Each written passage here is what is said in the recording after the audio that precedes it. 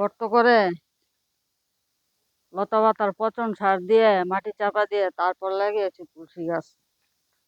এখন কত বড় হয়ে গেছে।